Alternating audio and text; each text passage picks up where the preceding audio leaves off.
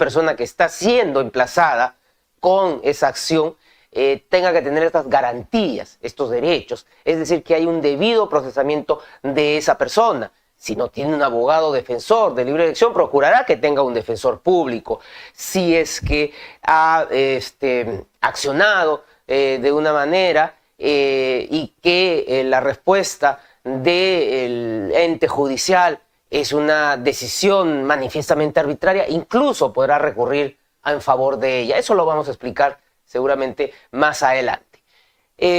La representación de la sociedad, ya les he indicado, y la persecución del delito, y por ende vela por la recta administración de justicia, que esto es lo que se va a replicar en nuestra Carta Constitucional. Lo vamos a ver más adelante. Esta casación, la 1232-2018, el Santa, el 4 de marzo del año 2022, nos dice: el Ministerio Público es un órgano autónomo de derecho constitucional, encargado de provocar el ejercicio de la potestad jurisdiccional. ¿Qué hace el Ministerio Público? Es un órgano requiriente, es un órgano que va a accionar a través de ese pedido la potestad que tienen los jueces de administrar justicia. Nuevamente le repito, el Ministerio Público es un organismo autónomo, no depende del Poder Judicial, no depende de ningún otro poder del Estado. ¿Qué es lo que va a realizar el Ministerio Público? Como dice acá la casación, provoca el ejercicio de la potestad jurisdiccional. Es decir, este órgano es postulante, este órgano es requiriente para que los jueces puedan desplegar toda esa facultad jurisdiccional que tiene. El Ministerio Público, con el requerimiento de la prisión preventiva, lo que va a ocasionar es que los jueces atiendan ese pedido y por lo tanto puedan afectar derechos fundamentales, sobre todo la libertad, si es que determinan que hay suficiencia en relación a los elementos que le presentan, si hay ese peligrosismo procesal para atender esa medida. Es decir, el Ministerio Público gatilla la intervención de los jueces. Esto sobre todo en el proceso penal, y va a tener dos roles concurrentes pero sucesivos como titular del ejercicio de la acción penal. Nos dice esta casación cuál va a ser la conducción de la investigación y ser acusador en juicio. Esta parte de conductor en la investigación es lo que lamentablemente pues, entró en controversia con una ley que otorga la potestad de la investigación a la policía, que nuestro Tribunal Constitucional emitió una sentencia de reciente data en la que, si bien declara la constitucionalidad de esa ley, ha tratado de dar una interpretación, pero que, si bien reconoce esa facultad constitucional que tiene el Ministerio Público, a la vez pues ha dejado esa situación de que la policía conduce la investigación preliminar desde una fase operativa. Eso también lo vamos a explicar más adelante.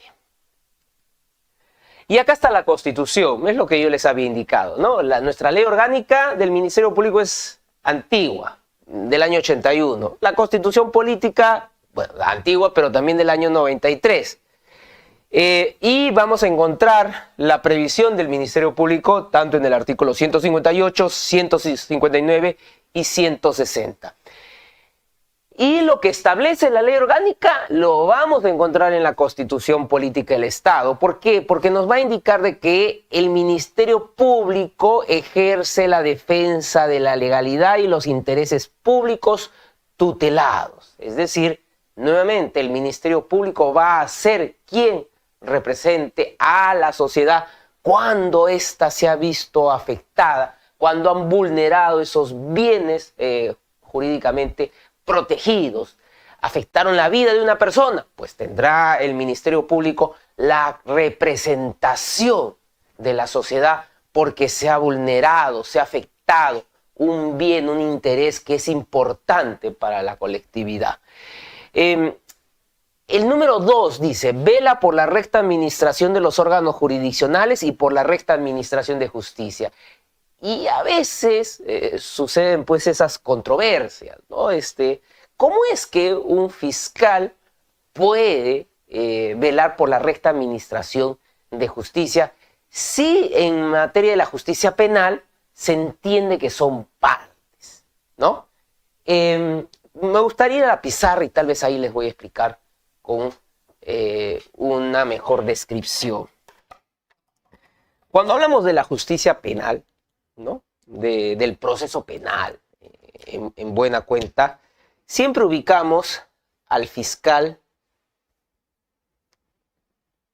y a la defensa del imputado. Acá le vamos a poner la defensa. Nos dicen siempre en una misma línea, ¿no? Igualdad entre las partes. Los jueces tienen que procurar la igualdad entre quien requiere, quien acusa, ¿no? Y quien se defiende o quien resiste, ¿no? Quien acciona y quien resiste la acción. Pero por encima de ellos va a estar el juez, ¿no? Es por eso que siempre nos hacen este triangulito. Y nos dicen que el juez es imparcial a las partes, ¿no? Es lo que siempre hemos escuchado. Y luego vamos a ver seguramente porque también se dice que no necesariamente el fiscal debe ser imparcial, sino que el fiscal tiene un deber de objetividad. Bien, entonces, cuando analizamos el artículo 159 de la Constitución, el numeral 2, que nos dice que vela por la recta administración de justicia. Y uno podría entender que hace una corrección a la labor del juez. Pero esto aparentemente podría tener un contrasentido, ¿no? Porque si el artículo 159 de la Constitución Política del Estado, numeral 2, acá lo vamos a poner, quitamos ese, numeral 2, nos dice, vela por la recta administración, por la recta administración de justicia. Y según el ordenamiento procesal penal, hay una igualdad de armas, son partes, tanto el fiscal como la defensa. ¿Cómo es que se debe interpretar el artículo 159, numeral 2 de la Constitución, ¿no? En esta facultad constitucional que tiene el fiscal de velar por la recta administración de justicia.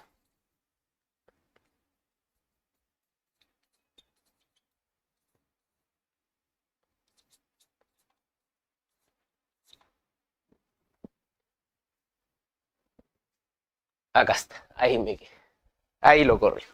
Velar por la recta administración de justicia. Bien. A ver, si en el proceso penal el fiscal recurre la decisión judicial, es decir, el fiscal impugna para que sea un juez superior que revise la resolución del juez de primera instancia, está cumpliendo con su facultad, ¿no? Es decir, vela porque el juez administre una correcta justicia y por lo tanto sea una entidad superior, es decir, que sea una instancia superior a ese juez el que pueda revisar esa decisión. Pero uno dirá, claro, pero también lo puede hacer la defensa, ¿no? La defensa podría no estar de acuerdo con la decisión judicial, impugna para que sea una sala, sea un órgano superior el que revise. Y no necesariamente la defensa vela por la recta administración de justicia. Es parte, pues, de la facultad que tiene también de impugnar. Lo que hace el fiscal es que, al amparo del artículo 159, numeral 2 de la Constitución, el fiscal no solamente puede impugnar cuando la decisión afecta el interés que él ha procurado en esa solicitud denegada, sino que también el fiscal puede impugnar en representación de la parte imputada. Y alguien me dirá, ¿y cómo es eso posible? ¿Por qué el fiscal tendría que impugnar una decisión que favorece su petición, pero que va en agravio de su contraparte? Por el artículo 159 de la Constitución Política del Estado. Pongamos un supuesto. El fiscal requiere al juez una restricción de algún derecho del imputado.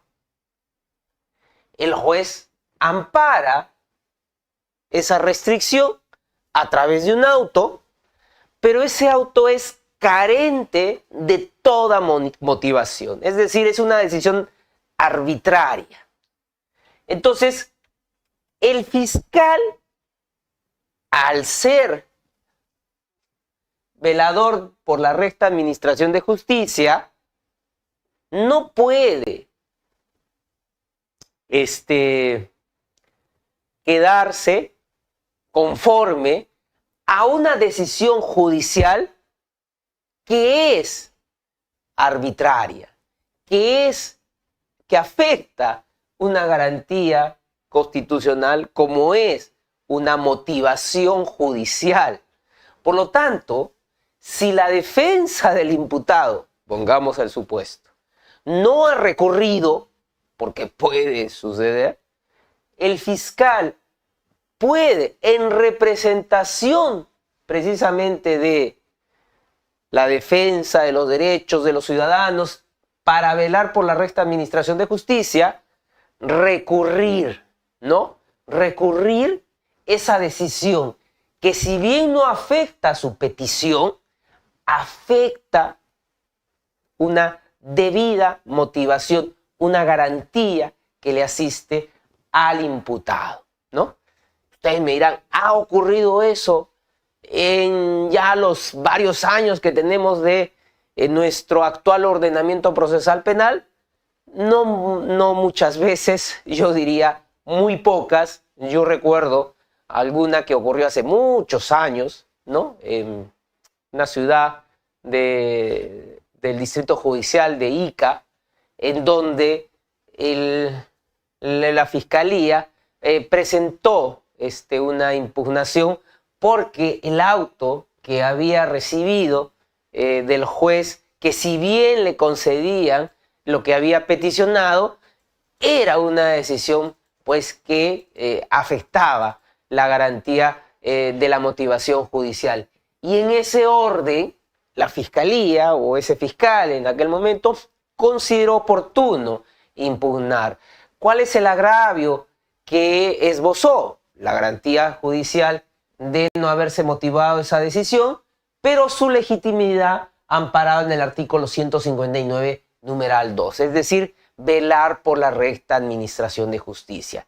Esta actuación que tiene el fiscal, que no solamente ejerce esta función de la persecución, sino que además en ocasiones puede recurrir en defensa de las garantías que se han visto afectadas, hace que el fiscal en nuestro ordenamiento procesal penal sea sui generis en relación a otras fiscalías del contexto latinoamericano. Hay muchos tratadistas, sobre todo argentinos, chilenos, que consideran que esta concepción que se tiene de un fiscal que puede recurrir incluso en defensa del imputado es manifiestamente una afectación a lo que tendría que ser un principio adversarial dentro del proceso acusatorio, porque no es un proceso solamente de adversarios, puramente, sino que tenemos acá a una figura que es el fiscal, que no solamente es el adversario de la defensa, sino que también tiene que velar porque se pueda construir un debido proceso, es decir, procura que lo que se actúe en el proceso penal sea conforme a el mandato constitucional. Por lo tanto, una de las atribuciones constitucionales que marca la diferencia de lo que es el fiscal en un modelo acusatorio adversarial en comparación de los modelos que tenemos en Latinoamérica es precisamente este reconocimiento constitucional que le otorga nuestra Carta Magna a la función del fiscal. Otros, bueno, vamos a seguramente encontrar, pero yo creo que este es el principal.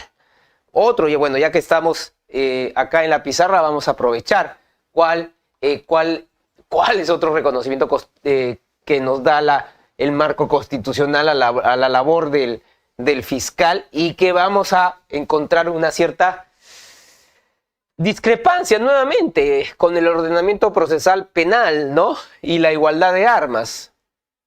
Es decir, el Código Procesal Penal nos indica que tanto el fiscal como la defensa son partes, ¿no? Son partes en el proceso con igualdad de oportunidades y de actuación, ¿no? Y que el juez es el imparcial, eso ya lo hemos visto. Pero la Constitución establece que tanto el juez, lo vamos a borrar acá, como el fiscal son magistrados.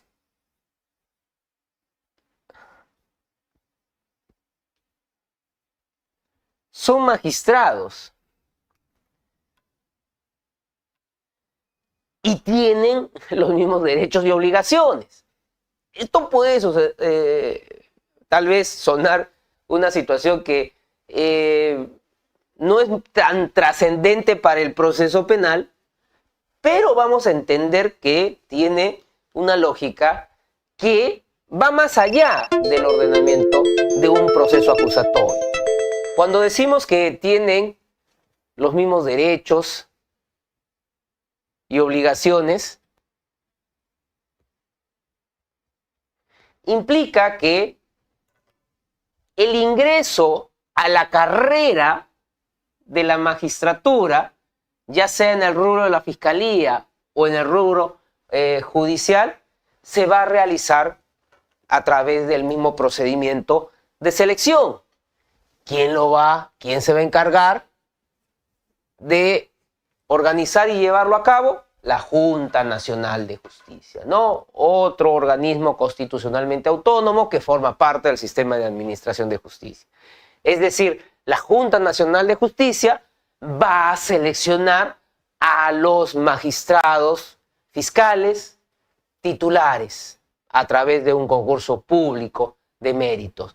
La Junta Nacional de Justicia va a seleccionar a los magistrados jueces en un concurso público de méritos. Como ustedes se dan cuenta, tienen esa misma forma de ingresar a la carrera. Unos van a hacer la carrera judicial, tiene su propia ley de carrera judicial, y los fiscales van a ingresar a la carrera fiscal, tienen su ley de carrera fiscal, con los deberes y los derechos definidos en cada ley de carrera, pero que en buena cuenta son compatibles en muchos de esos aspectos. Tanto así, ¿no? Tanto así que cuando les aumentaron el ingreso a los jueces a través de la asignación de un bono, los fiscales también, como corresponde, solicitaron esa homologación. Es decir, si a los jueces se les ha asignado un bono que aumenta su ingreso mensual, los fiscales demandaron ese incremento también. Es por eso que recientemente se dio esa ley por el Congreso de la República en aprobación por insistencia, y que a nivel de lo que es el Ministerio Público se está a la expectativa de encontrarse esos recursos o presupuestos o asignaciones que puedan cumplir con esa ley. ¿Y por qué ocurrió ello? Porque los fiscales pues tienen los mismos derechos que los jueces. Si los jueces tienen una asignación, a los fiscales también les va a corresponder. Pero bueno, más allá de esta circunstancia que puede ser periférica, lo que les quiero dar a entender que el fiscal termina siendo un magistrado como el juez. Y a veces uno dice, bueno, ¿y eso qué va a implicar?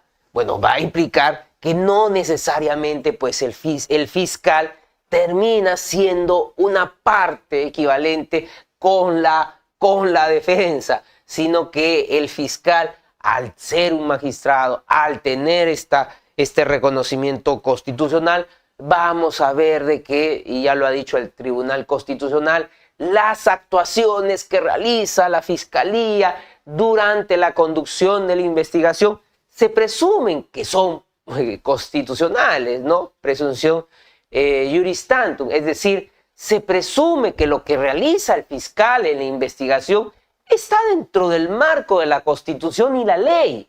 Bueno, si es que alguien considera que la Fiscalía ha obrado de manera arbitraria, transgrediendo las garantías constitucionales, procesales, pues tiene que denunciarlas estas actuacionas. ¿Y quién tiene que denunciar esas actuaciones? La defensa. ¿Cómo la defensa va a denunciar esas actuaciones arbitrarias de la Fiscalía? A través de las acciones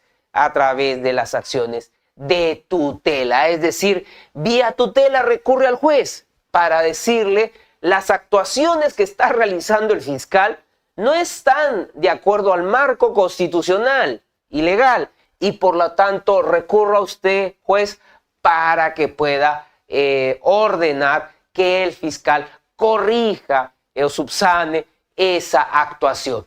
En tanto ello no ocurra por parte de la acción que haga la defensa, se presume que lo que haga el fiscal es constitucional. Es por eso que cuando el legislador, dentro de toda esta vorágine de normas que se ha dado en ya prácticamente el año pasado y este año,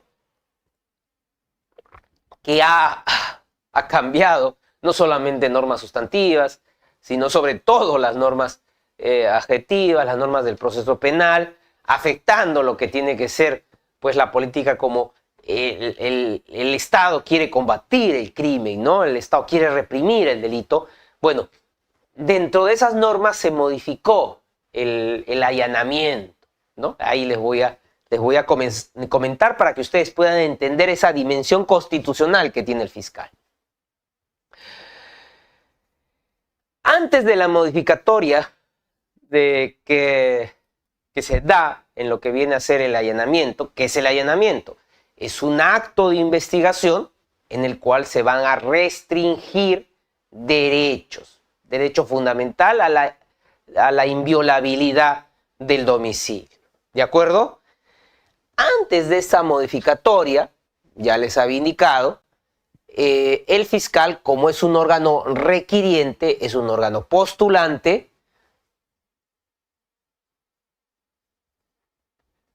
postula al juez que se restrinja un derecho fundamental, como es la inviolabilidad del domicilio, para poder ingresar a un domicilio, ¿no? A un domicilio privado, para poder registrarlo. para allanar. ¿De acuerdo? Entonces, el único que puede afectar derechos fundamentales, el único funcionario, es el juez. Entonces, el juez es el que ordena un allanamiento. El juez es el que afecta ese derecho fundamental, pero quien lo va a ejecutar es el fiscal, ¿no? Es el fiscal el que ejecuta esa resolución del juez. ¿Por qué? Porque el fiscal, como titular de la acción penal, como persecutor del delito, él es el que realiza los actos de investigación, ¿ya? Dentro de este proceso acusatorio. Como él realiza los actos de investigación, al allanar un inmueble y registrarlo, va a incautar evidencias, cosas, bienes, efectos, ganancias, instrumentos, lo que sea pertinente y útil para su investigación, lo que tenga interés criminalístico para su caso. Bien. Y cuando el fiscal allana, hasta antes de esta modificatoria que les comento, es el fiscal el obligado a garantizar que esa diligencia de allanamiento sea con respeto a las garantías y derechos constitucionales que le asiste, no solamente al imputado, sino a cualquier otra persona que se vea afectada en sus derechos por la decisión del juez.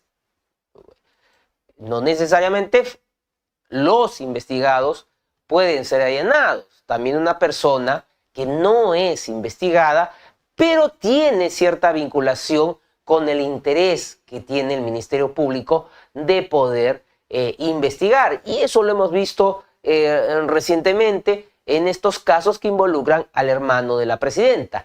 En el caso del allanamiento que él sufrió, no era porque él tuviera la condición de investigado, sino que tenía la condición de un tercero vinculado, de una persona que existe la necesidad de registrar su inmueble para poder averiguar la verdad en relación al hecho que era materia de investigación. Bien. El Ministerio Público, hasta antes de esta modificatoria, como les estaba comentando, pues es el garante de que esta actuación sea constitucional y legal. ¿De acuerdo? Si es que hubiera habido alguna afectación a estas garantías constitucionales y legales, la defensa, vía tutela, ¿no?, podía demandar al juez, ¿no?, esa corrección ante esta actuación arbitraria que hubiera realizado la Fiscalía. Eso hasta antes de la modificatoria, lo vuelvo a repetir. Con esta modificatoria, lo que nos ha dado a conocer el legislador es que, si bien el fiscal allana, ¿no?, es decir, ejecuta esa restricción de ese derecho, que es ingresar a un inmueble privado, a un domicilio, sin la autorización del titular, porque se cuenta con esa resolución del juez, lo que ha establecido el legislador es que el registro más bien del inmueble, es decir, esa pesquisa que se va a hacer en el local, en la casa, en la habitación, se tiene que hacer con presencia del abogado defensor y, en defecto de este, el defensor público. Es decir, el legislador, con esa modificatoria, lo que ha dado a conocer es que la actuación del fiscal no genera la garantía de que se vayan a respetar los derechos de el imputado o la persona afectada con la decisión judicial de allanamiento. Es decir, va a presenciar esa actuación del fiscal un abogado defensor o, en su defecto, el defensor público. Con lo cual, si bien se afecta la sorpresividad de una diligencia como es el allanamiento y el registro, la inmediatez que se debería tener para esta clase de actuaciones, lo cierto está de que se afecta también este reconocimiento que le da la Constitución Política del Estado al fiscal, es decir, que sus actuaciones se presumen que son debidas, que son constitucionales. Esa modificatoria en donde se introduce la figura del defensor público para el acompañamiento del registro en el allanamiento, lo que nos ha establecido es que el legislador ha restado esa facultad constitucional que tiene el Ministerio Público en la diligencia del allanamiento. En otras actuaciones no, pero sí en la diligencia del allanamiento, porque el fiscal no podrá proceder al registro domiciliario hasta la concurrencia de un abogado defensor o la presencia del defensor público. ¿De acuerdo? Bien, regresamos al PPT.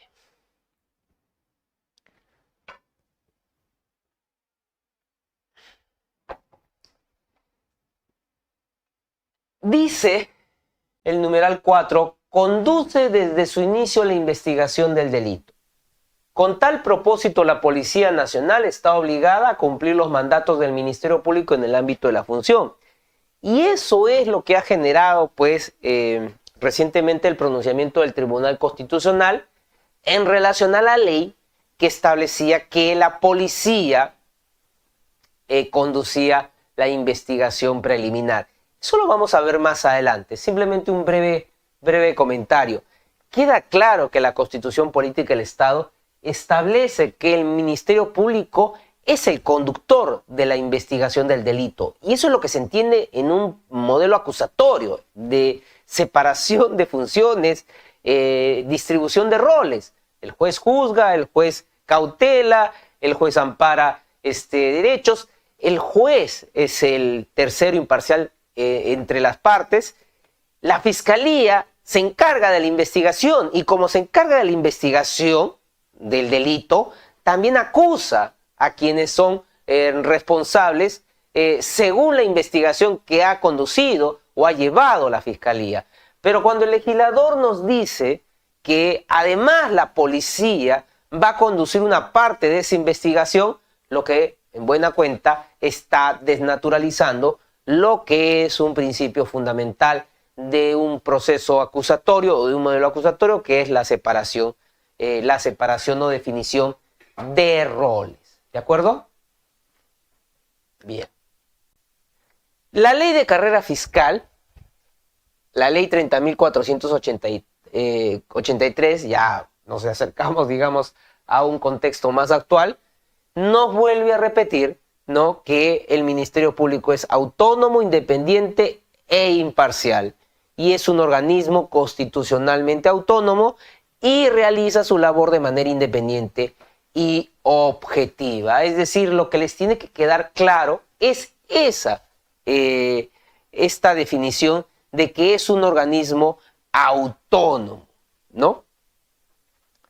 Luego vamos a encontrar la diferencia entre lo que es la imparcialidad y la objetividad. Esta sentencia del Tribunal Constitucional, la 2920-2012, el 23 de agosto del año 2013, nos indica que la actividad del Ministerio Público se encuentra ordenada por el principio de interdicción a la arbitrariedad. Claro, sería incomprensible que quien defiende la legalidad, los derechos ciudadanos, los intereses de la sociedad, termine actuando de una manera en la que sea contraria precisamente a esos postulados que tiene que defender. Es por eso que se regula la actuación del Ministerio Público por un principio que se conoce como prohibición a la arbitrariedad.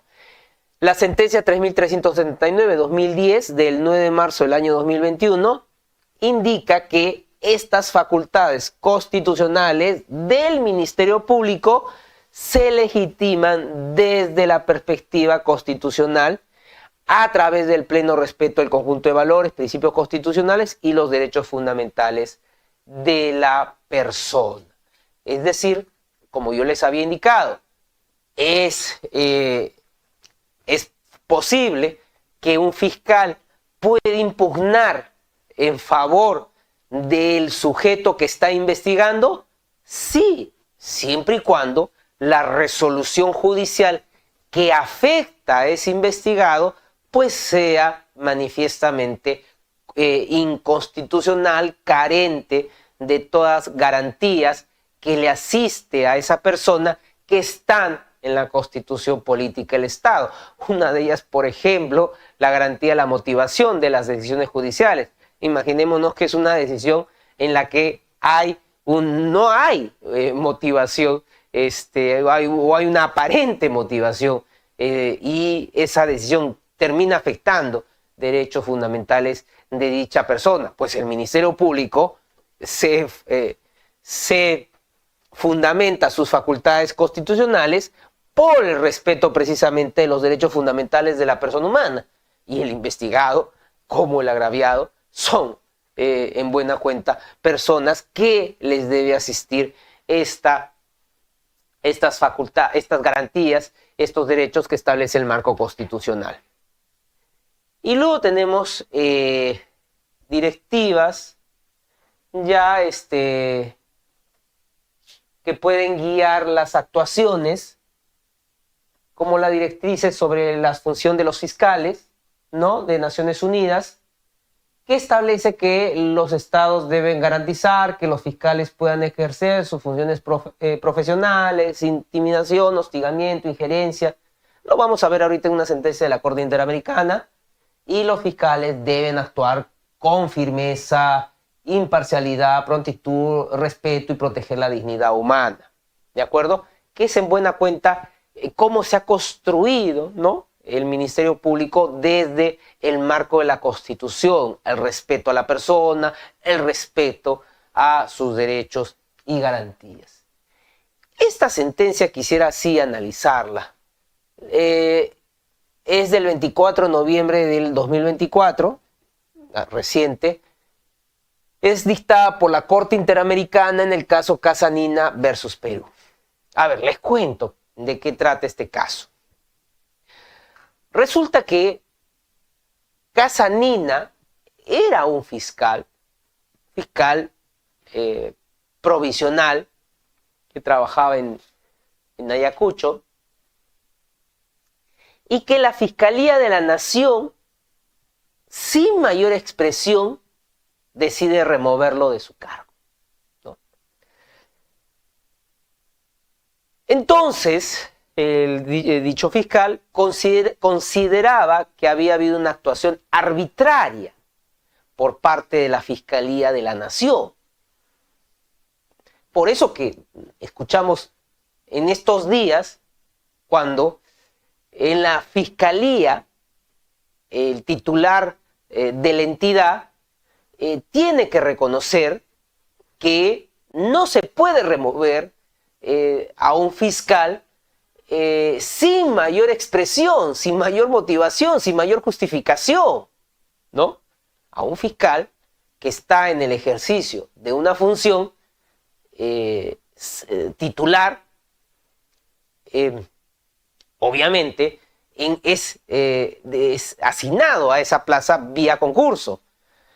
Pero ese fiscal, siendo titular o provisional, que está temporalmente designado en una plaza para el cumplimiento de la función fiscal, no se le puede remover sin una expresión justificada. ¿De acuerdo?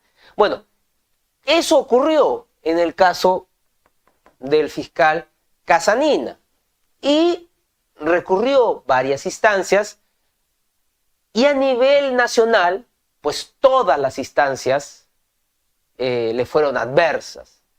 Es por eso que su caso llega a la Corte Interamericana de Derechos Humanos. La Corte Interamericana de Derechos Humanos, a la que el Perú se ha adscrito al sistema Interamericano de Derechos Humanos, que es la Comisión Interamericana y la Corte Interamericana, ampara su derecho. Es decir, el derecho de un fiscal, el derecho de un ciudadano peruano que no encontraba justicia en sus tribunales, en los tribunales nacionales.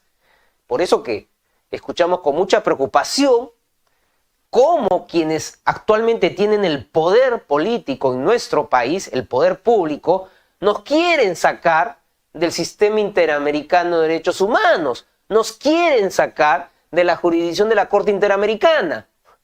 ¿Para qué?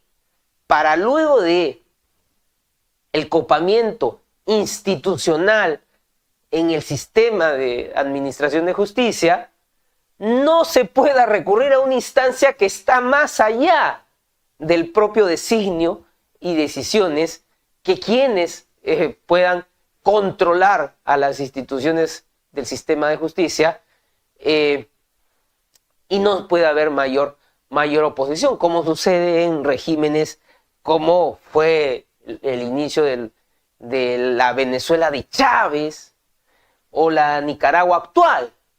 Ambos países, al ver que los ciudadanos que no encontraban amparo porque las entidades de justicia estaban controladas por el régimen, recurrieron a la Corte Interamericana y la Corte Interamericana comenzó sancionando a dichos estados. Es lo que realiza la Venezuela de Chávez y la Nicaragua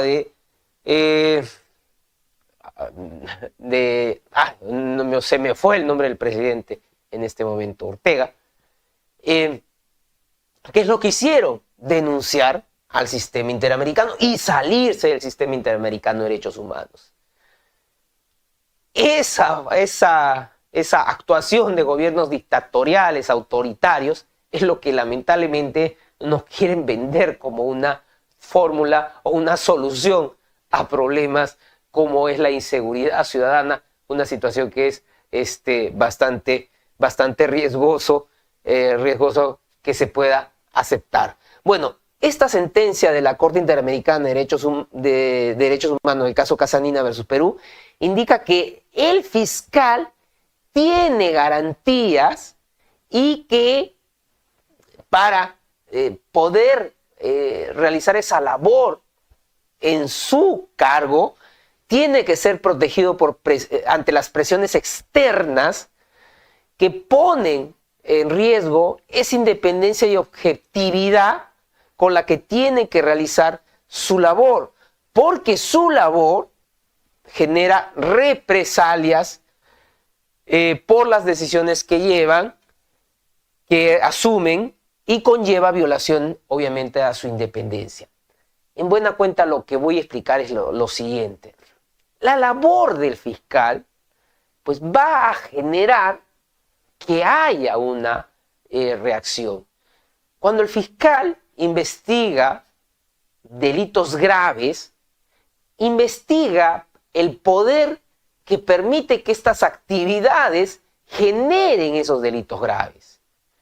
Se investiga, por ejemplo, la minería ilegal, implica que hay una organización criminal que permite que estas actividades ilegales se realicen. Y estas actividades ilegales lo que van a procurar es que no se vean afectadas. Es decir, van a gestar mecanismos para presionar a esa actuación del fiscal. Lo mismo ocurre cuando el fiscal investiga la corrupción pública que se da en las entidades del Estado.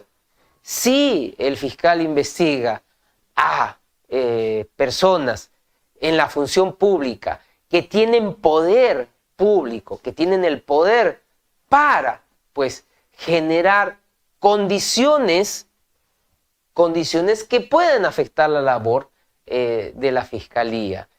Y las presiones externas se manifiestan de diversas maneras.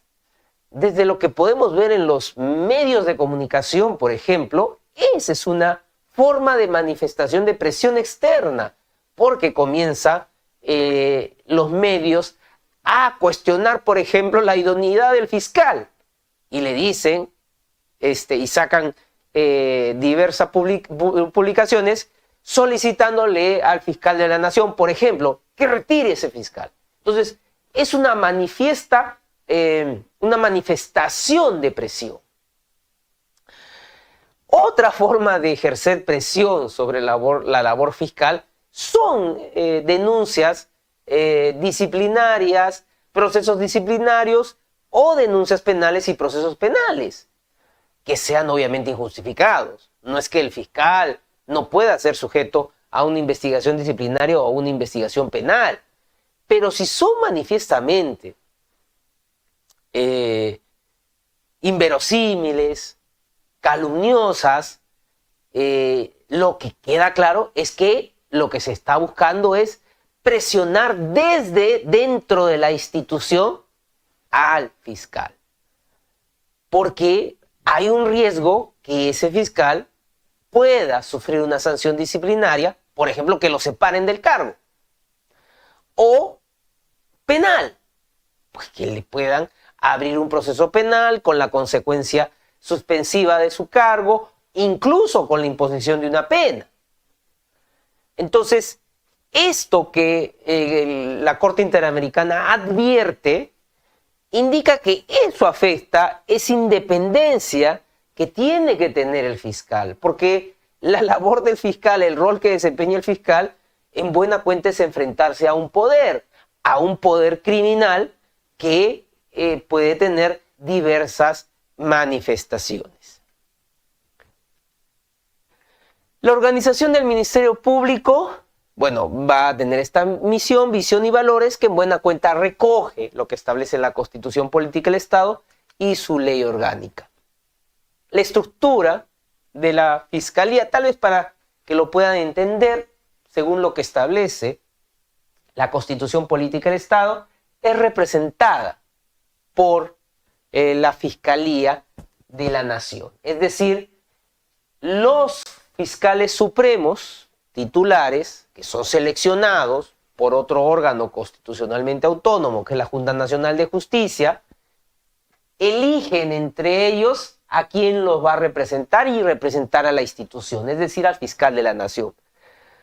Por eso, dentro de los argumentos que ha tenido la señora Delia Espinosa, fiscal suprema y fiscal de la Nación, en este momento suspendida, tienen razonabilidad en relación al proceso disciplinario que le ha abierto la Junta Nacional de Justicia. Es decir, la única entidad que tiene la capacidad para nombrar a un fiscal de la Nación es la Junta de Fiscales Supremos. Es decir, los fiscales supremos son quienes designan al fiscal de la Nación. No hay otra entidad. La Junta Nacional de Justicia, si bien forma parte del sistema de administración de justicia, no tiene esa competencia para designar a un fiscal de la Nación. Y cuando la Junta Nacional de Justicia anula su propio proceso disciplinario de destitución en relación a la fiscal Patricia Benavides y ordena que se le reincorpore en el cargo de fiscal de la Nación, habiendo existido ya una fiscal de la Nación elegida por la Junta Nacional de Justicia, generaba esa incompatibilidad. Entonces, sí hay una suerte de que esa decisión administrativa no tiene un amparo constitucional o legal porque existía la designación de la fiscal de la Nación para ese momento, queda claro que ese argumento tiene fundamento en relación a lo que ha expresado la fiscal de la Nación en este momento suspendida. A la suspensión del fiscal de la Nación tiene que elegirse un fiscal de la Nación interino, quien es, en esa función va a recaer entre los fiscales supremos. Es lo que ha ocurrido actualmente. El doctor Tomás Gálvez ocupa el cargo de fiscal de la Nación de manera interina, en tanto esté suspendida cautelarmente la fiscal suprema Delia Espinosa. Si es que se le destituyera y perdiera esta condición de fiscal suprema o el plazo por el cual fue elegida la señora Delia Espinosa para el cargo de fiscal de la Nación concluyera, ahí recién se podrá elegir un nuevo fiscal de la Nación por la Junta de Fiscales Supremos. ¿De acuerdo? Bien.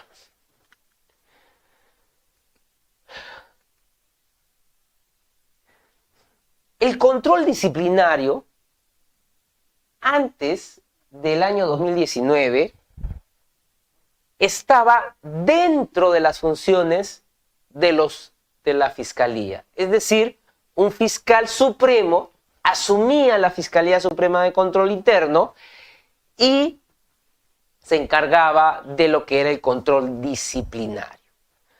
Como consecuencia de todo ese escándalo de los cuellos blancos, el legislativo consideró que el control disciplinario tenía que estar encomendado en una autoridad que, si bien esté dentro de la estructura del Ministerio Público, no dependa funcionalmente de la propia Fiscalía de la Nación. Es por eso que el jefe de la Autoridad Nacional de Control, que se crea con la ley 30.944, es elegido por la Junta Nacional de Justicia, pero no tiene ningún nivel de subordinación frente a la Fiscalía de la Nación.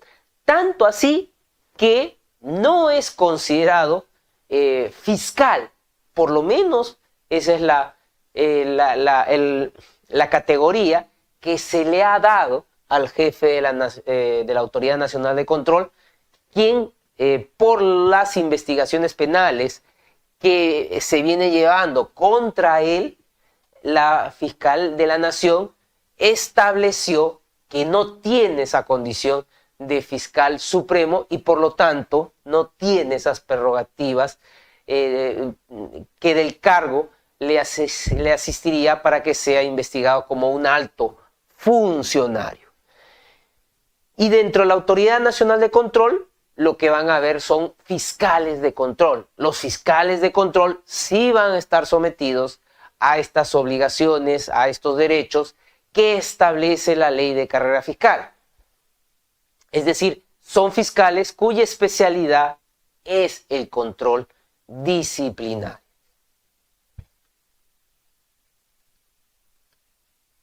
Vamos acá a este principio de jerarquía institucional, que es el que quiero analizar con ustedes.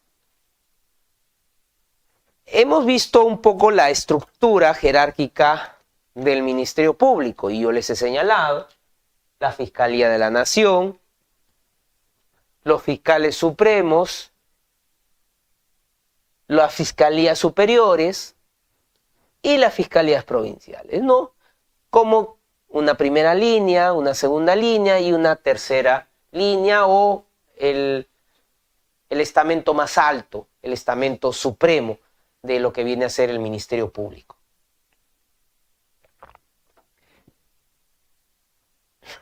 El artículo 5 de la Ley Orgánica del Ministerio Público nos habla sobre la autonomía funcional, que nos indica: los fiscales actúan independientemente en el ejercicio de sus atribuciones. Se rigen por su propio criterio y de la forma más arreglada a los fines de la institución.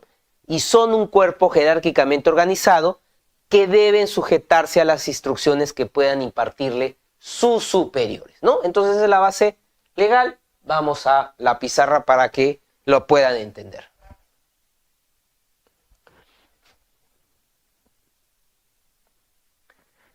¿Qué implica el principio de jerarquía? No implica que estemos en un cuartel, como a veces se nos pretende encasillar.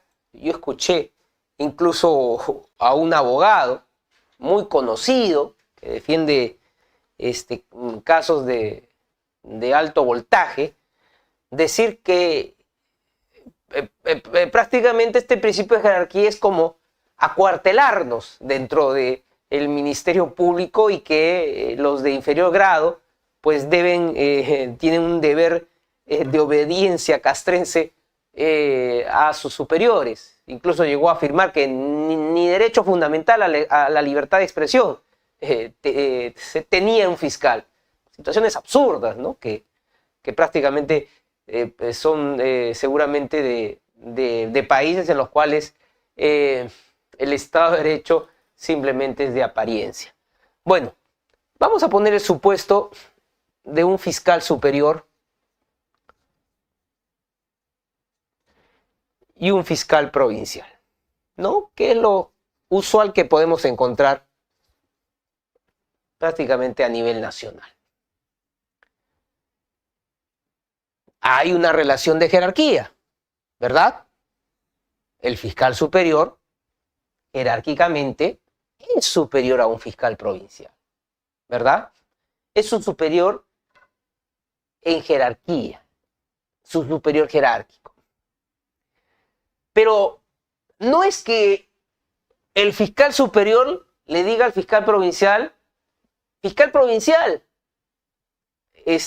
tienes que ir a el juzgado.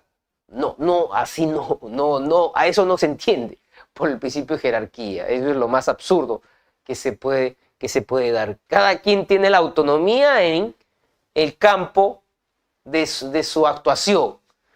¿Cuál va a ser el campo de actuación del fiscal provincial? La investigación, ¿verdad? La investigación. El fiscal investiga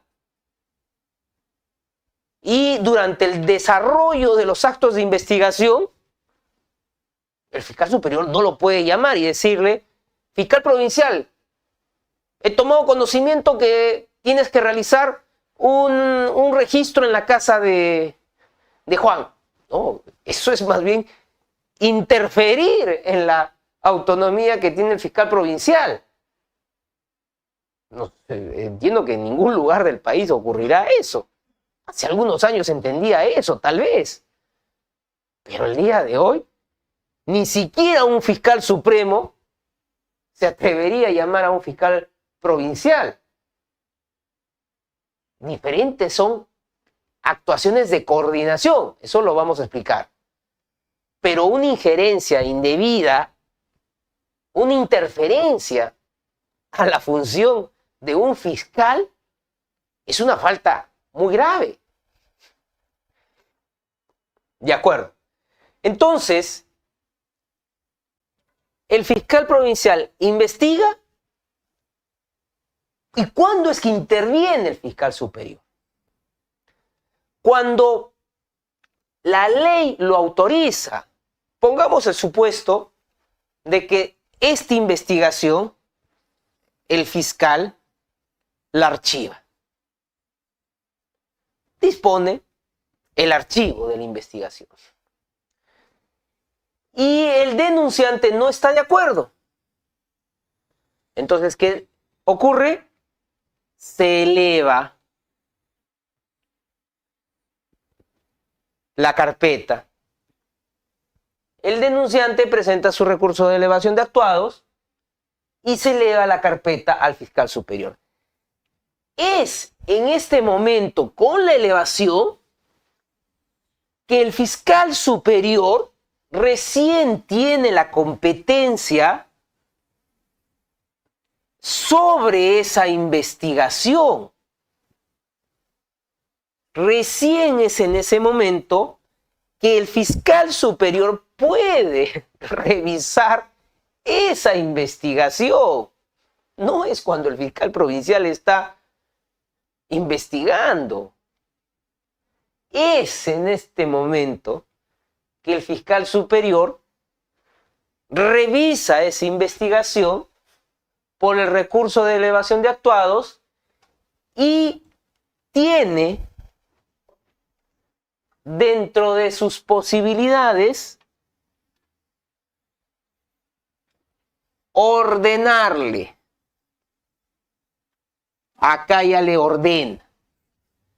Le ordena, 1, ampliar la investigación 2, formalizar la investigación. La otra opción, ya saben, confirmar el archivo, pero para explicarles qué es lo que se entiende por el principio de jerarquía, les estoy comentando estas dos opciones, ampliar y formalizar. El fiscal provincial podría negarse a ampliar o formalizar lo que le ha ordenado el fiscal superior. No, no puede. No puede. Legalmente no puede. Es por eso que, entiendan, que el principio de jerarquía se manifiesta dentro del proceso penal en la investigación cuando ocurre esta elevación de actuados. ¿Podría ocurrir en el caso de la investigación preparatoria? Claro.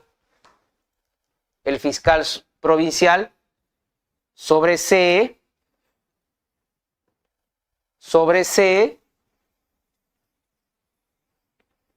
el juez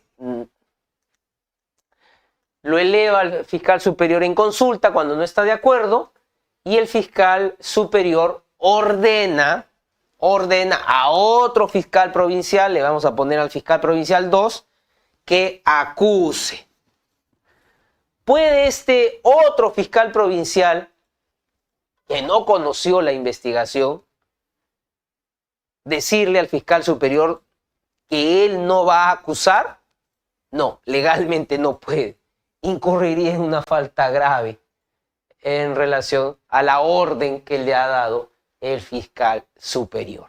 ¿Se dan cuenta cómo es que tenemos que entender el principio de jerarquía dentro de lo que viene a ser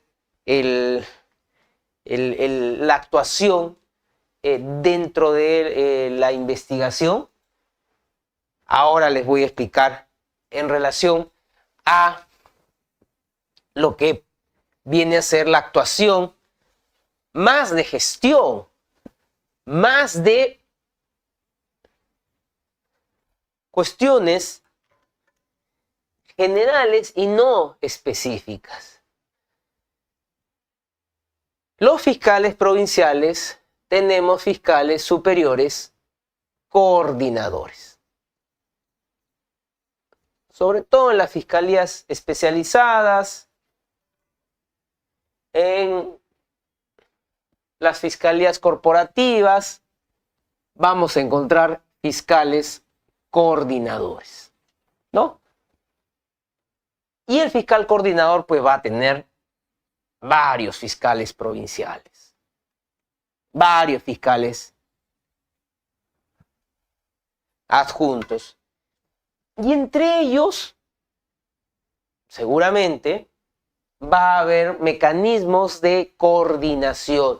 Y el fiscal coordinador podrá establecer pautas, ¿no?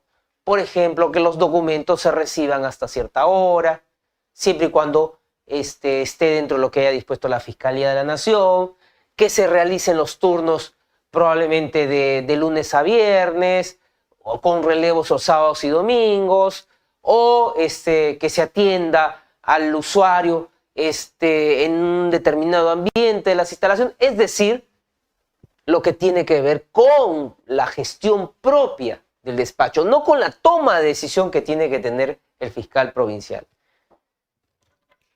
Y este principio, ¿no?, de jerarquía también se va a manifestar de la siguiente manera: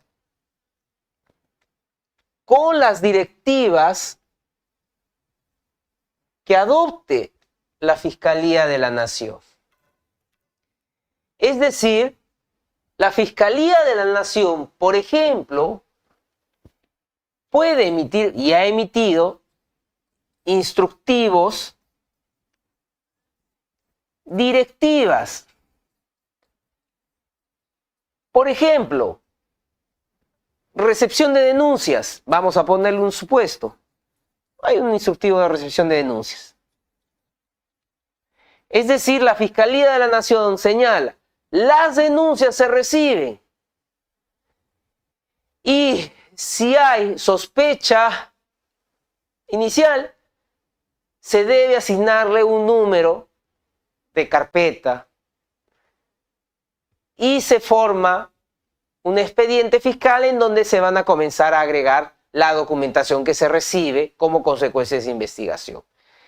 Si es que el fiscal no tiene la información suficiente, pero considera de que tienen que hacer mínimos actos, pues previamente dispone la realización de actuaciones previas mínimas para recabar algún elemento que le pueda ayudar a la calificación de la denuncia. Es decir, el fiscal de la Nación va a dar directivas generales para la actuación de los distintos fiscales. No es que le va a decir al fiscal provincial, usted me abre la investigación. No. El fiscal provincial es autónomo. Si recibe la denuncia, él tendrá que evaluarla. Si el fiscal de la Nación le está llamando y le está diciendo, tiene que abrir la investigación, bueno, ahí hay una interferencia a su autonomía del fiscal provincial. ¿Cómo se manifiesta también el principio de jerarquía? Pues el fiscal de la Nación, al ser el titular de la entidad, pues establece las competencias que va a tener cada fiscal provincial o la asignación de labores. Por ejemplo, esta fiscalía provincial se va a dedicar a, por ejemplo, delitos de violencia de género. Esta otra fiscalía a delitos contra la administración pública. Es decir, le asigna cuáles son los delitos que van a conocer cada fiscalía, cada fiscal provincial. Pero no le puede decir qué decisión tiene que tomar. Entonces, así es como se tiene que entender el principio de jerarquía. Bien, regresamos a nuestro PPT. A ver, ¿qué tenemos acá? La casación 385-2016 San Martín del 6 de septiembre de 2018 nos dice el principio de jerarquía institucional, las decisiones del superior prevalecen sobre la posición adoptada por el inferior rango, lo que yo les he comentado, siempre y cuando sea dentro de lo que viene a ser las actuaciones que realice el Ministerio Público en su rol de investigación. Artículo 61, numeral 1, el fiscal actúa con independencia, actúa sus actos a un criterio objetivo, únicamente basado en la Constitución y la ley, sin perjuicio de las directivas e instrucciones de carácter general que emita la Fiscalía de la Nación, como ya les he indicado.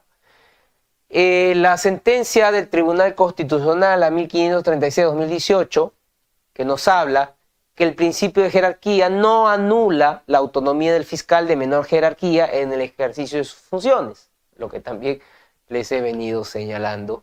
La casación 1763-2018, el principio institucional de jerarquía tiene vigencia en el funcionamiento del Ministerio Público. El recurso de nulidad 363-2019, principios que garantizan que no hay una actuación arbitraria, el respeto de los derechos, los principios de legalidad, unidad de la función, independencia, objetividad y jerarquía. El recurso de nulidad mencionado, el superior controla a la actuación del inferior, el deber de obediencia cuando se traduce en el conocimiento de los casos que conoce el superior en grado, ¿no?, por los casos a través de las instrucciones generales que se dé en circulares y directivas. Bien, acá tenemos otra casación más, la 1816-2019, el principio institucional de jerarquía no va en desmedro de la legalidad penal ni procesal penal. El deber de objetividad. Este es otro deber importante que tenemos que conocerlo.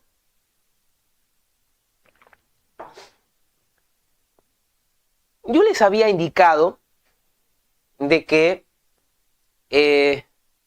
la imparcialidad es una manifestación que es propia del juez, no es la garantía. Carneluti dice, ¿no?, que el precio que se paga por la imparcialidad del juez es la parcialidad que tienen que tener las partes, ¿no? Cada parte, tanto la fiscalía como la defensa, tienen que ser parcializadas a sus intereses. la defensa resistir la acusación y el fiscal defender su acusación. Entonces, entre que ellos sean parciales, se garantiza que el juez sea imparcial, porque el juez va a tener que recoger la información de quienes están oponiendo. Por lo tanto, al fiscal lo que le asiste es el deber de objetividad. Y en recientes sentencias del Tribunal Constitucional, el Tribunal Constitucional nos dice hay una equivalencia con lo que es este principio de imparcialidad, pero que en buena cuenta lo que le asiste al fiscal es ese deber de objetividad. ¿Y qué es lo que se debe entender como ese deber de objetividad? Que la Fiscalía tiene que realizar sus actuaciones de manera debida. Es decir, que determine la responsabilidad o la inocencia de quien está siendo investigado. Este reglamento de actuación fiscal en la investigación del delito, aprobado por la resolución 2246-2024, establece o define cuál es el principio de objetividad. Dice, el fiscal actúa en la investigación con criterio objetivo e independiente, procurando la determinación cierta de los hechos investigados y rigiéndose únicamente por la Constitución y la ley. Es decir, si hay elementos para iniciar una investigación, lo tiene que hacer. Pero si no hay elementos, por lo menos de la denuncia que se presenta, no. Imaginémonos que es una denuncia, carente, por lo menos de veracidad, ¿no? Si no agota, aunque sea la ampliación de que el denunciante mejore, amplíe, o adecúe su denuncia, queda claro que esa investigación no tendría por qué iniciarse. Y si de la investigación no hay elementos que determinan que tenga que continuar esta, pues el fiscal, actuando de manera objetiva, debe archivarla. Si como consecuencia de la investigación preparatoria hay elementos que determinan que tiene que formularse una acusación, deberá acusar. Si hay elementos que más bien determinan que ese investigado no es el responsable de ese hecho, pues tendrá que sobreseer. Pero este deber de objetividad se va a manifestar en el desarrollo de toda una investigación. ¿Por qué? Porque no solamente tiene que buscar elementos en relación a esa hipótesis que ha formulado, que está investigando, sino también aquellos que puedan generar que esa hipótesis no sea cierta o que esa hipótesis finalmente no termine vinculando al investigado. Son las actuaciones de descargo que realiza el fiscal. Y si obviamente no las atiende, es ahí en donde la defensa, por eso les hablaba que el fiscal actúa bajo ese principio de presunción de la constitucionalidad de sus actos, será la defensa que tendrá que recurrir al juez vía tutela, actuación sumarial, de actos, porque le ha denegado actuaciones de investigación que habría peticionado. Entonces, lo que vamos dando cuenta es que esa es la labor que tiene el fiscal en este deber de objetividad. Vamos a ver esta sentencia del Tribunal Constitucional, la 4382-2024, que dice: el Ministerio Público no está sujeto en estricto sentido al principio de imparcialidad, como sí lo están los jueces, en la medida que los fiscales son parte en los procesos penales.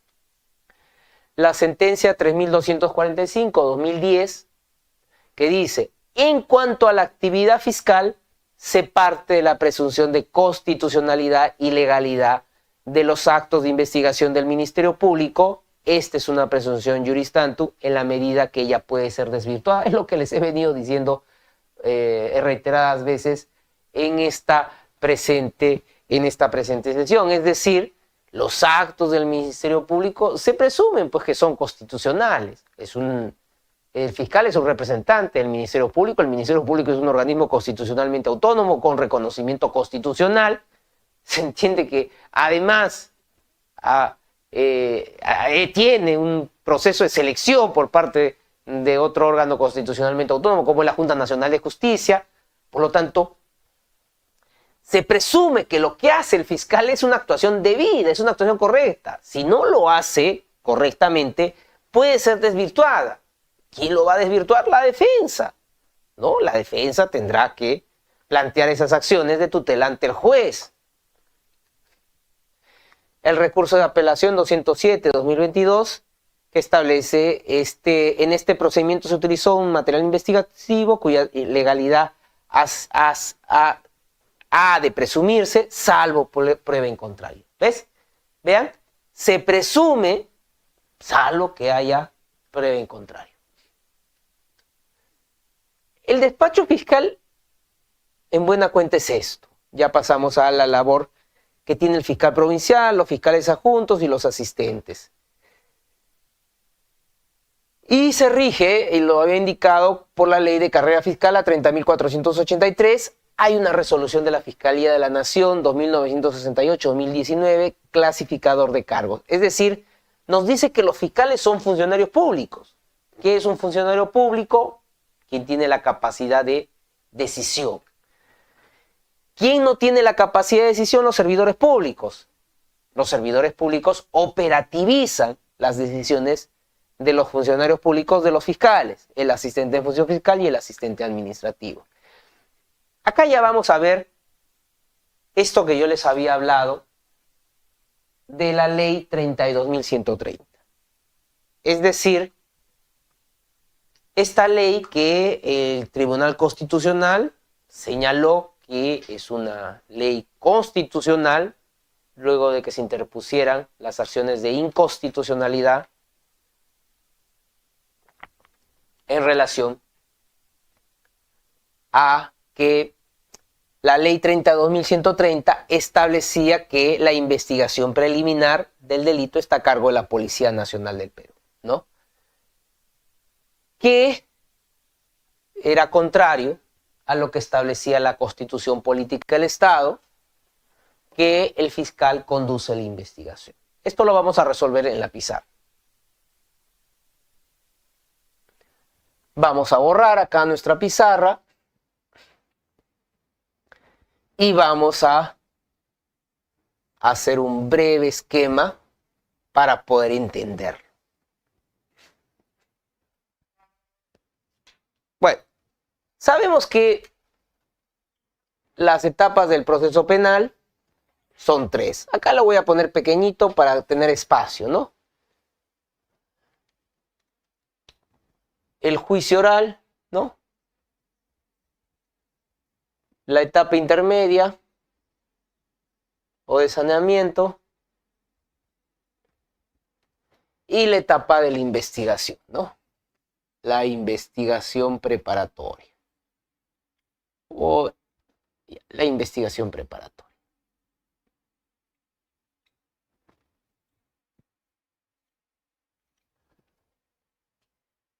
Hasta antes de que intervenga el Tribunal Constitucional, teníamos las subfases, ¿no? Acá mejor le pongo otro color. Las subfases de las diligencias preliminares y la investigación preparatoria propiamente dicha, judicializada o formalizada. Llegó el Tribunal Constitucional y nos ha dicho que estas son subetapas.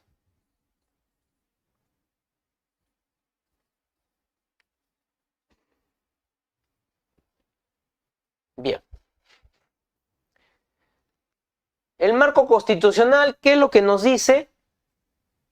Que el fiscal conduce desde el inicio la investigación del delito, ¿no? Entonces, el fiscal es el conductor, según la Constitución, de la investigación. Vino la ley 32.130 y nos cambiaron la nomenclatura de las diligencias preliminares y le pusieron investigación preliminar. Y nos dijeron, la policía es quien conduce la investigación preliminar y la fiscalía la investigación preparatoria. Además, nos dijo la ley 32.130 que en la investigación preliminar la policía conduce la investigación preliminar operativa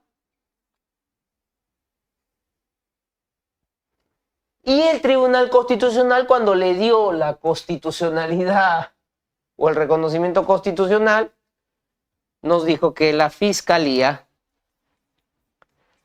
hace esa conducción jurídica.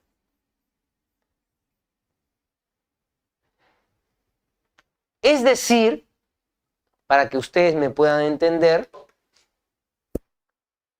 tenemos por un lado el marco constitucional que nos dice el fiscal conduce la investigación, pero la ley 32.130 nos dijo que la policía conduce la investigación preliminar y el Tribunal Constitucional, al ver que no podía ir en contra del marco constitucional, señaló que la policía conduce la investigación operativa, pero la Fiscalía conduce la investigación desde la perspectiva jurídica. Es decir, como dirían, una suerte de enredo de palabras, pero hay que desenredarlo para que ustedes puedan entenderlo mejor. ¿Quién inicia una investigación? Bueno, la Fiscalía. La Fiscalía es el único ente competente para disponer el inicio de una investigación. Con el marco de la ley 32.130, la Fiscalía es la que dispone el inicio de una investigación preliminar. Pero la policía puede realizar actos de investigación antes de que la Fiscalía, disponga el inicio de esa investigación preliminar. Por ejemplo, en una detención flagrante, ¿no? La policía detiene y realiza pesquisas. Luego le comunica al fiscal y el fiscal dispone con una disposición. ¿Podría la policía realizar actividad de investigación de hechos que no sean flagrantes sin que la Fiscalía haya dispuesto el inicio de una investigación? Y ahí creo que viene la controversia.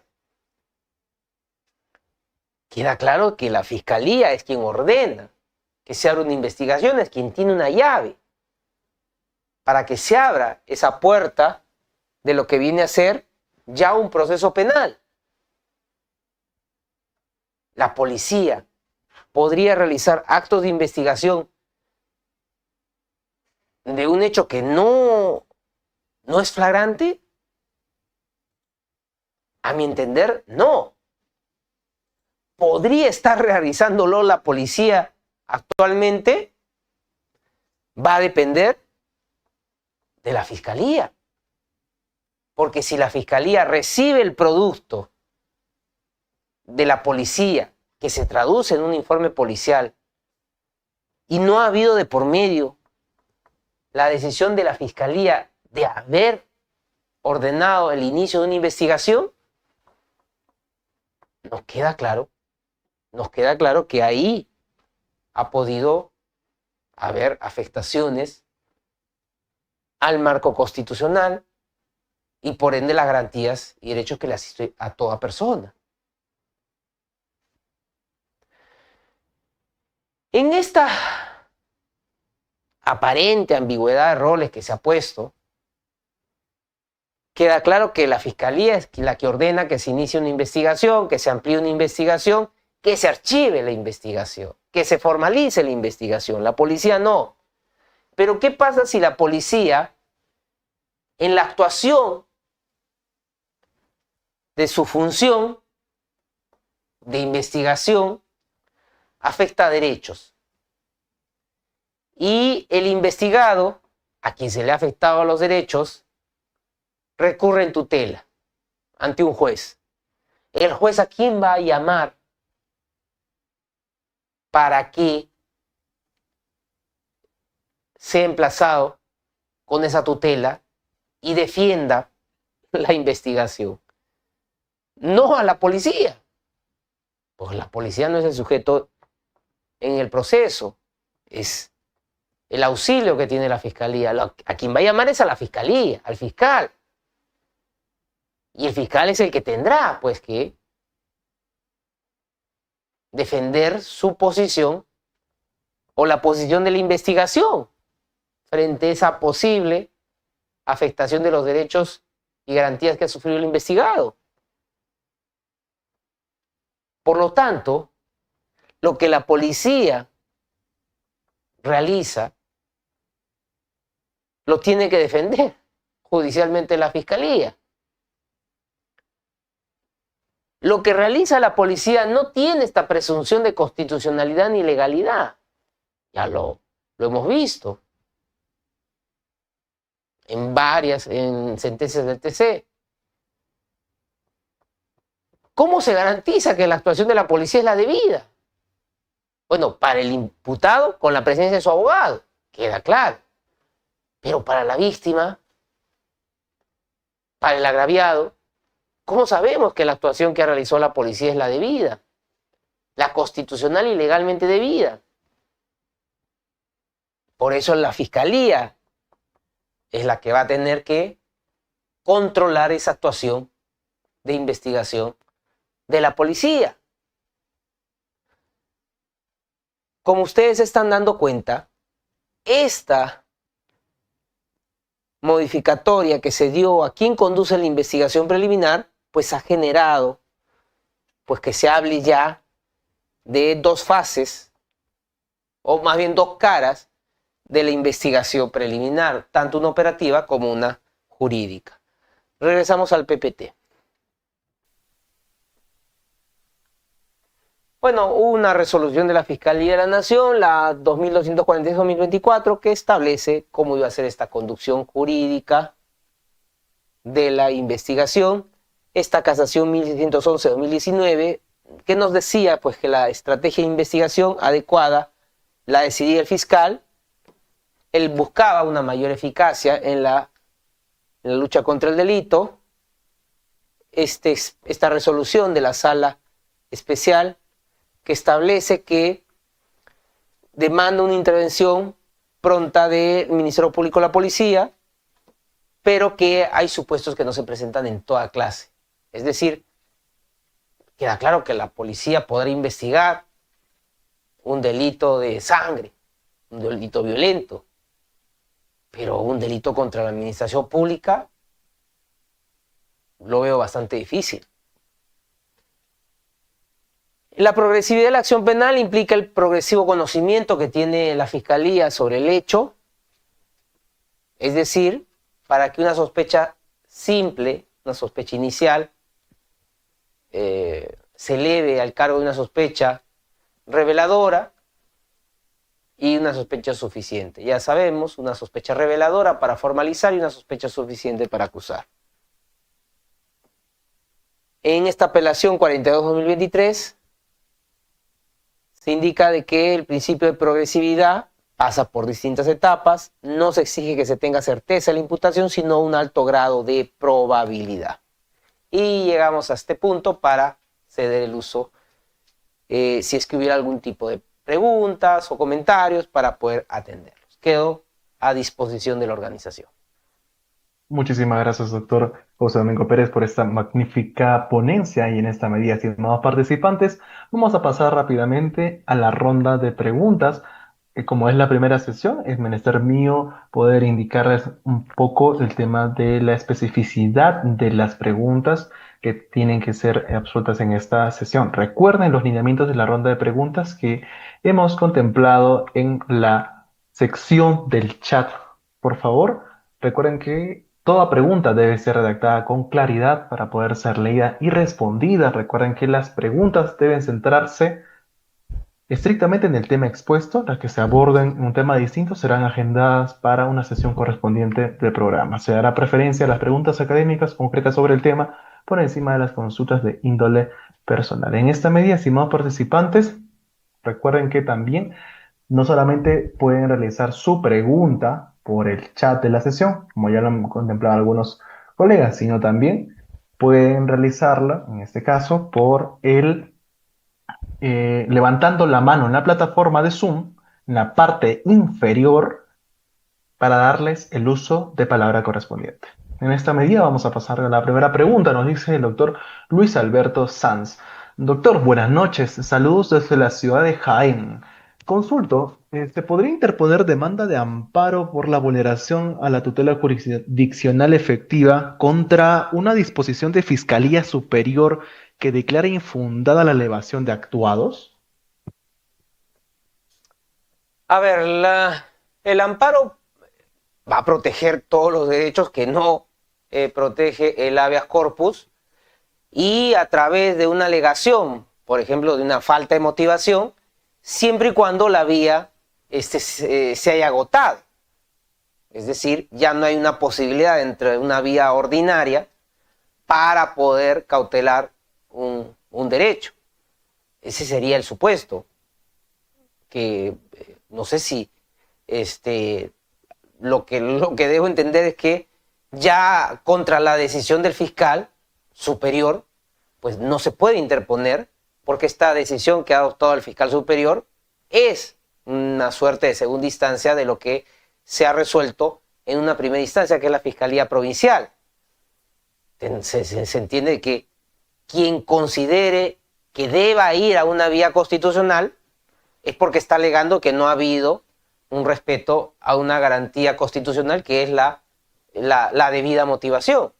Si fuera, por ejemplo, un supuesto de un archivo y si hay nuevos elementos de convicción, se puede pedir el reexamen para que se reexamine en base a que ha habido nuevos elementos o el archivo fue irregular. Podría darse ese otro supuesto. Es lo que puedo dar a la pregunta. Muchísimas gracias, doctor. La siguiente pregunta nos dice, muchas gracias por su excelente ponencia, doctor. ¿De qué manera la autonomía constitucional del Ministerio Público se ve realmente garantizada frente a las presiones políticas y mediáticas? Es bastante difícil, ¿no? Porque son temas que a veces no se han analizado en la dimensión que corresponde. Yo creo que la coyuntura actual de nuestro país recién se puede evidenciar una afectación a la autonomía del Ministerio Público y obviamente en la función que desempeña cada fiscal, cuando, por ejemplo, la presión externa, y me lo ubica dentro de lo que es la presión que ejercen los medios de comunicación, genera que se adopten decisiones dentro del Ministerio Público que afectan, por ejemplo, la autonomía, ¿no? Pongamos un supuesto en donde se gesta una campaña en medios de comunicación basados en hechos que no son ciertos, sino hechos falsos. Y esto genera como consecuencia, por ejemplo, que la Autoridad Nacional de Control inicie una investigación disciplinaria basándose en esos hechos falsos y que esos hechos falsos traiga como consecuencia la suspensión o la abstención, el apartamiento en el cargo, que es el nombre técnico, el apartamiento en el cargo de ese fiscal. Conocí, no quiero mencionar muchos de mis casos, pero de los que yo soy, tengo que afrontar, ¿no? Pero a mí me queda claro que alguna de las muchas investigaciones que tiene una fiscal que ha conocido casos muy importantes en nuestro país, es una muestra clara de lo que es esa presión. Un día generan un reportaje contra la citada fiscal, al día siguiente una Fiscalía Suprema le abre una investigación penal y a los 2 días la autoridad disciplinaria le abre una investigación disciplinaria y la aparta del cargo. Entonces, ahí hay una clara manifestación de presión externa hacia la Fiscalía, con lo cual hay una afectación a la autonomía, porque ya no se actúa de acuerdo al criterio que tiene que adoptar cada funcionario, cada fiscal, ya sea disciplinario, ya sea penal, sino por el contrario, presionado por los medios para que tomen una decisión. Gracias por la pregunta. Muchísimas gracias por la respuesta, doctor. Vamos a darle el pase al doctor Jefferson Povis. Doctor, le vamos a dar el pase, por favor, para que se realice su pregunta de forma concreta, por favor. Estamos activando su micrófono en este momento. Muchas gracias. Muy buenas noches, doctor Domingo Pérez. En cuanto sobre mi pregunta, es sobre qué responsabilidad constitucional tiene el Ministerio Público cuando la acción a veces un deficiente o dilato se prolongan indebidamente, por ejemplo, sobre un imputado, ¿qué consecuencias o responsabilidades constitucionales, por ejemplo, se podría generar? A ver, hay que determinar las responsabilidades en las que puede incurrir el fiscal, primero, que son de índole administrativa, penal y civil. Administrativa, las faltas que están señaladas en la ley de carrera fiscal. Penales, el listado de supuestas infracciones a la ley penal en las que podría incurrir. Si toma una decisión que no está amparada en la ley, prevaricato. Si realiza una actuación en exceso de sus funciones, abuso de autoridad. Si recibe un soborno, cohecho pasivo específico. Bueno, ahí tenemos, por ejemplo, algunos. Responsabilidad civil, si como consecuencia de su decisión generó un daño. Les comento, actualmente vemos en algunos medios de comunicación demandas que se vienen interponiendo contra determinados fiscales. Bueno, hace años también yo las conocía. Son maneras de generar presión hacia los fiscales. Responsabilidad extracontractual, responsabilidad civil. Ahí vamos viendo vía abreviado o conocimiento, procesos civiles. Responsabilidad política, bueno, no habría por parte de quien ejerce la función fiscal, porque el fiscal no incurre en un ejercicio político. Si como consecuencia de quienes tienen el cargo de alto funcionario en la carrera pública y que están expresamente tasados en la Constitución política, que son los fiscales supremos, bueno, ellos, como ocurrió en el caso de la fiscal Zoraida Ábalos, pueden ser inhabilitados en el ejercicio de la función fiscal por un ente político como es el Congreso de la República. Recordarán ustedes que el Congreso de la República inhabilitó a la fiscal Zoraida Ábalos porque a criterio del Congreso no haber iniciado una investigación contra quien fuera presidente Pedro Castillo había infraccionado la función de ser fiscal de la nación. Bueno, políticamente se utilizó un procedimiento para inhabilitar de la función pública a un fiscal supremo. Pero salvo quienes tienen esa categoría, a los demás fiscales no se le podría comprender. Y menos pues a la institución. La institución podría ser, como lo han planteado, y eso es creo el tema de los medios, ser comprendida en una supuesta demanda de indemnización, pero ahí ya eso tiene una lectura distinta, ¿no? Más pareciera que son formas o mecanismos de ejercer esa presión hacia los fiscales que están conociendo los casos. Bastante compleja la pregunta, espero que la respuesta le haya sido de satisfacción. Gracias. Muchísimas gracias, doctor. La siguiente pregunta. Felicitaciones por la claridad de su exposición, doctor. ¿Cuáles son los límites constitucionales en la aplicación del principio de oportunidad por parte del fiscal, especialmente frente a delitos que generan alta conmoción social? Bueno, el principio de oportunidad, el principio de oportunidad es la oposición al principio de legalidad. El principio de legalidad implica que el fiscal tiene que investigar y encauzar los hechos que terminan infraccionando la ley penal.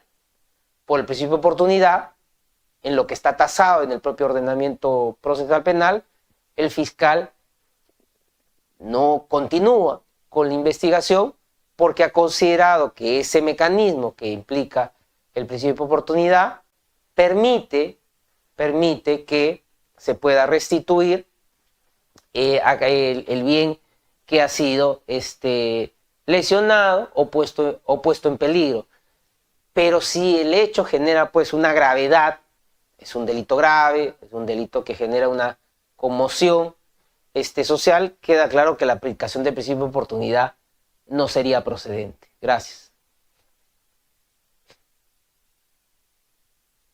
Muchas gracias, doctor. La siguiente pregunta nos dice, doctor, considerando que actualmente la Policía Nacional ejecuta las diligencias preliminares dispuestas por la Fiscalía, ¿no cree usted que este esquema genera dilaciones en la investigación preliminar, teniendo en cuenta que en la práctica la policía suele demorar en remitir los actuados a la Fiscalía? Diría que no solamente en demorar los actuados, sino que en realizar las actuaciones de investigación. A ver, para que puedan entender ustedes la precariedad con la que trabaja la policía.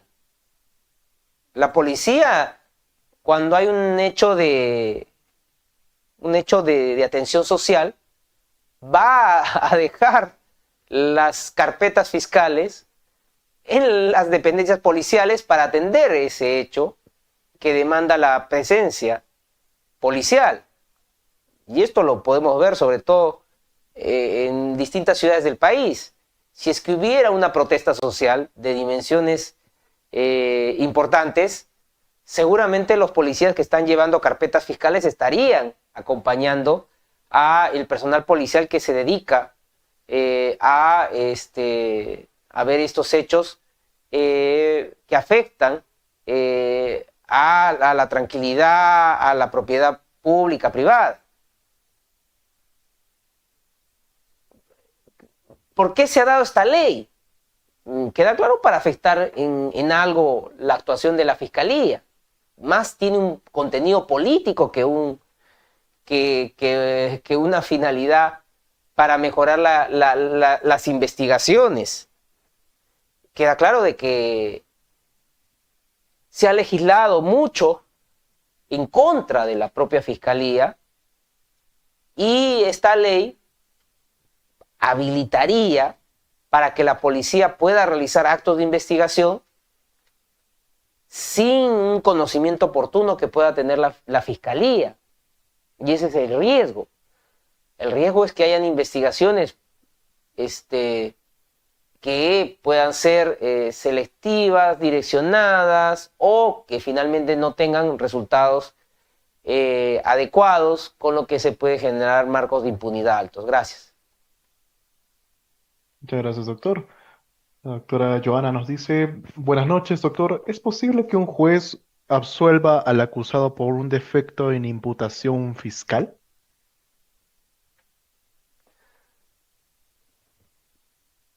Un juez, si es que no hay una imputación, entonces no hay un hecho que pueda ser subsumido en un tipo penal.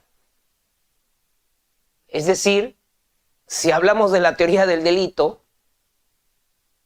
estaríamos diciendo que hay un problema en la construcción que se está realizando del delito. Es decir, ni siquiera hay una descripción, un relato que nos permita asegurar una calificación de esa acción o de esa omisión. Entonces, si hay ese defecto, ¿cómo podríamos luego determinar la antijuricidad y luego la culpabilidad?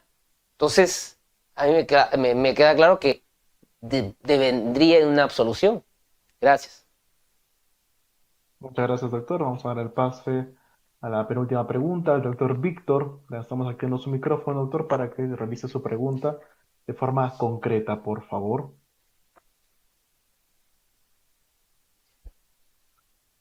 Doctor Víctor, se está activando su micrófono. ¿Qué tal? Buenas noches, doctor Domingo Pérez. Buenas noches a todos los presentes y aprovecho para agradecer la exponencia y también a los organizadores. Doctor, solamente el tema de relevancia del caso, del contexto actual. Hay una pregunta en el caso iniciado, doctor, en su exponencia, doctor. Quería preguntarle la implicancia en práctica que puede tener, no sea admisible una tutela para adaptar al fiscal, por ejemplo, en el caso de conflicto de intereses o parcialidad presunta. Esa es la primera pregunta, doctor. Y la última, que quiero un poco, también como derecho y joven, también estudiante, bueno, ya abogado, el contexto actual, doctor, en el tema de el Ministerio Público, usted con su experiencia, ¿no? En el derecho del Ministerio Público, doctor, ¿qué pediría, pues, en el tema ya del futuro presidente? Porque usted mencionó algo muy importante, doctor, en el contexto de la policía, que tiene muchas falencias y leyes contra el Ministerio Público. En este caso, usted con su experiencia, ¿qué pediría al futuro presidente para reforzar, ¿no? O mejor dicho, anular estas leyes que contradicen o no favorecen el trabajo del Ministerio Público y de la policía, doctor? Esa sería mi pregunta. Gracias, doctor. Gracias. A ver, la primera pregunta. Queda claro de que si hay un conflicto de intereses por parte del fiscal, el mecanismo es solicitar la exclusión del fiscal. Es decir, el fiscal debió haberse apartado del conocimiento de ese caso.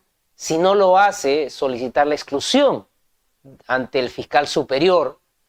Incluso podría incurrir en un tema disciplinario. Pero dentro de lo que es la vía propia de la investigación, el mecanismo de la exclusión fiscal.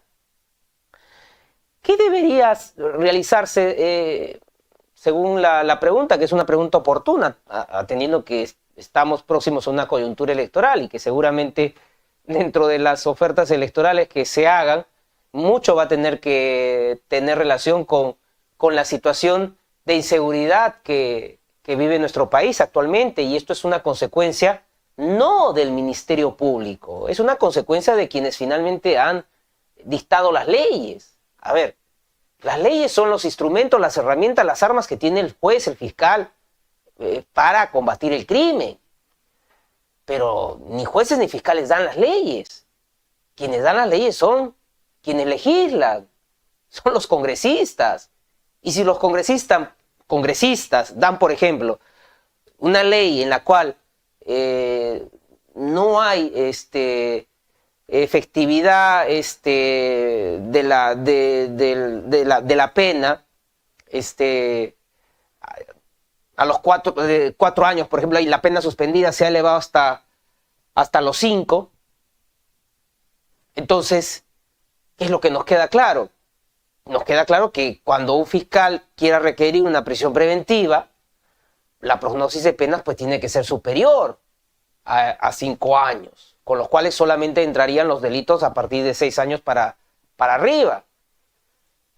Ahí tenemos un supuesto, por ejemplo, que limita la capacidad de la Fiscalía de poder solicitar una medida que restringe derechos a quienes han incurrido en un posible delito, pero que no se va a cumplir uno de los requisitos de la prisión preventiva por una decisión eminentemente del legislador, del Congreso de la República. Podríamos tener, por ejemplo, la modificatoria que se ha hecho al crimen organizado, al tipo penal, que lo ha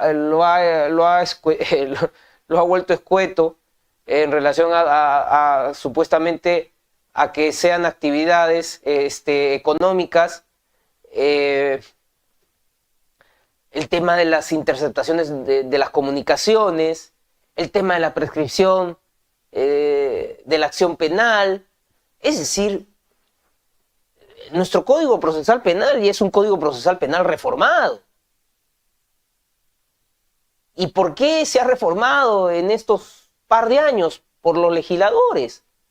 Porque claro, tenían un interés de tener una aparente protección de intereses. Voy a cerrar con esto para no hacerlo tan largo. ¿Qué es la corrupción? La corrupción es el abuso de poder para favorecerse o favorecer intereses determinados. Esa es la corrupción. Un concepto del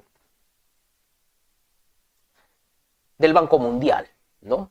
De Transparencia Internacional. Esa es la corrupción, ¿no? Es decir, el abusar de tu poder para favorecerte.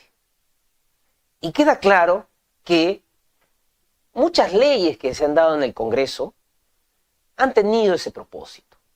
Es decir, han abusado de su poder los congresistas para favorecerse y favorecer determinados intereses. Las consecuencias de todo acto de corrupción es que afectan los derechos de los demás, afectan derechos fundamentales, afectan el bienestar común, así como un pequeño acto de corrupción administrativa de ese secretario de un juzgado que solicita un dinero a una litigante para gestionar su expediente, le está afectando a ella. La corrupción política, la gran corrupción, termina afectándonos a todos, ¿no? El día de hoy sustentaba un alegato de inicio de un juicio oral y afirmaba que, por ejemplo, en la ciudad de Lima, al haberse negociado los peajes de una vía importante para esta ciudad como es la Panamericana, lo que ha generado es que hayan sectores de la población de Lima que no puedan circular de manera libre o esa circulación sea muy onerosa para ellos. Porque si es el único acceso que tienen para ingresar y salir del lugar en donde residen o el lugar donde hacen sus actividades, queda claro que se les está imponiendo una carga indebida, con lo cual se les está afectando. Y esta es la consecuencia, pues, de la corrupción. Y si se dan malas leyes, leyes que nos afectan, queda claro de que estas leyes generan este ambiente de inseguridad en donde vivimos, pero que al parecer a alguien o algunos terminan favoreciéndoles, ¿no? Entonces, eso es algo que espero pueda dar respuesta a la pregunta que me ha formulado. Gracias. Muchísimas gracias, doctor. Pasamos a la última pregunta de la sesión. Nos dice, doctor, su clase ha sido muy ilustrativa, muchas gracias. ¿Qué mecanismos de control constitucional podría activarse si el Ministerio Público, como titular de la acción penal, decidiera no ejercitar esta acción penal en un caso notorio y con graves indicios de criminalidad organizada? A ver, vamos primero, porque para entrar al tema constitucional tenemos que agotar la vía ordinaria, ¿no? Es decir, si hay una denuncia y esta denuncia es archivada, se va en recurso de elevación de actuados. Si este recurso de elevación de actuados, el fiscal superior lo confirma, ya está agotada. O sea, no podemos, no tenemos otra forma, ¿no? Para proteger ese bien jurídico tutelado que estábamos esperando que el Ministerio Público lo cautele, lo proteja, ¿no? Entonces, ahí podríamos ir a un amparo, a una acción de amparo, para plantear de que se ha afectado, pues, una garantía, ¿no? La tutela jurisdiccional efectiva, porque el Ministerio Público es quien finalmente va a aperturar, como lo había mostrado anteriormente, la potestad jurisdiccional, ¿no? Que la justicia penal pueda accionar. Podría ser ese supuesto, ¿no? En donde el amparo termina protegiendo esos derechos, atendiendo a que a nivel de lo que viene a ser la vía penal se ha afectado esa posibilidad de que se pueda atender esa solicitud. Gracias. Muchísimas gracias, doctor. Y en esta medida, en nombre de Juris.pe y de todos los participantes, damos una cordial salud y felicitación al doctor José Domingo Pérez Gómez por esta magnífica presentación en la sesión denominada El rol constitucional del Ministerio Público, en la primera sesión e inauguración del diplomado en asistente en función fiscal, administrativo, jurisdiccional y especialista en el nuevo Código Procesal Penal. Doctor, tal vez algunas últimas palabras para despedir esta sesión, por favor. Agradecer a Jurisp, espero que sea de provecho esta clase, esto que hemos compartido, y les deseo lo mejor. Gracias. Muchísimas gracias, doctor, por sus amables palabras en este día. También felicitamos a todos los participantes por sus amables preguntas, cumpliendo también con las estipulaciones